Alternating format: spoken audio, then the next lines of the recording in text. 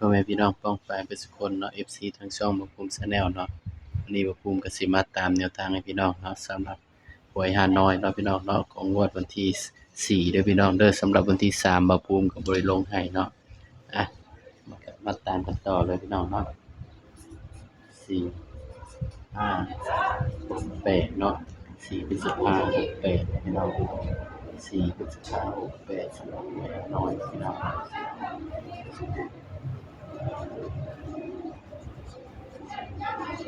กับ300คือเก่าเลยพี่น้องเด้อกับ300คือเก่าเนาะพี่น้องเนาะนี่ย้ำว่าตัวเลขก็เป็นเพียงแนวทางเนาะพี่น้องเนาะมีเข้าแล้วก็มีหลุดเนาะพี่น้องบ่ภูมิก็ให้เพื่อเป็นแนวทางเท่านั้นเนาะพี่น้องเนาะ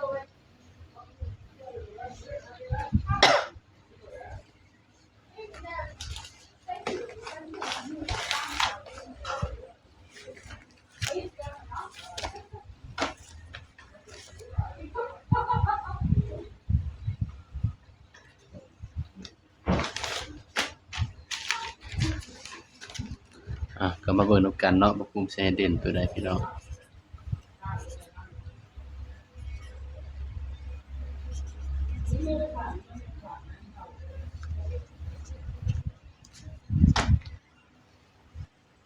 สำหรับเด่นเบอร์อื่นเนาะพี่น้องเนาะสำหรับตัวเด่นน้อยเบอร์อื่นเด้อพี่น้องเด้อสำหรับตัวเด่นเนาะ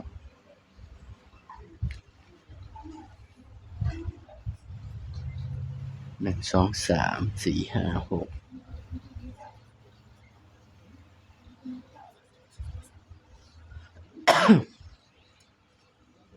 ถ้าเด่น2ตัวมันก็ได้4กับ8พี่น้อง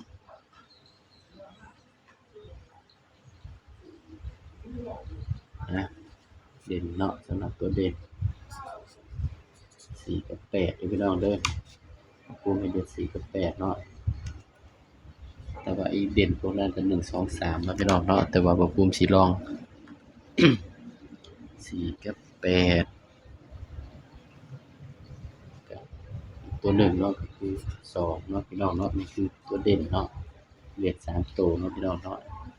4 8 2เด่น4 8 2บัดนี้เราก็มาจับคู่นำกันเลยพี่น้อง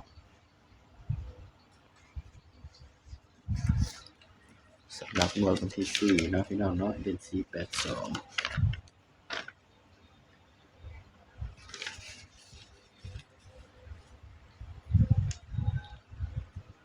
จับ2ก่อนนะพี่น้องเนาะสำหรับตัวเด่น2 2 2 4 8 2 7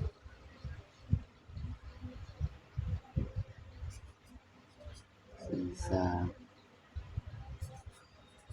4 5 4 7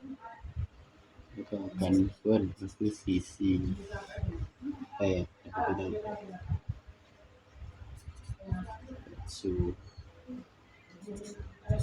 2 8 4 8 6นี่เด้อพี่น้องสำหรับแนวทางเนาะหวยฮานอยเนาะของงวดวันที่4เนาะพี่น้องเนาะสำหรับเด่นให้เด่นไปที่4กับ8เดี๋ยวพี่น้องมักก็ตามเนาะบ่มักก็เลื่อนผ่านเนาะพี่น้องเนาะนี่ก็บ่ภูมิก็ให้เพื่อเป็นแนวทางเนาะพี่น้องเนาะถ้าไปมักก็แคปหน้าจอไว้เป็นแนวทางเลยเนาะพี่น้องเนาะก็3น้อยเนาะพี่น้อง2 4 6 8 12ประตูเนาะพี่น้องเนาะ3น้อยเด้อพี่น้องเด้อสำหรับคลิปนี้เนาะบ่ภูมิก็ฝากพี่น้องไว้ส่ำนี้เนาะอย่าลืมกดไลค์กดแชร์กดติดตามช่องบ่ภูมิชาแนลไว้ด้วยพี่น้องเด้อสบายดีครับ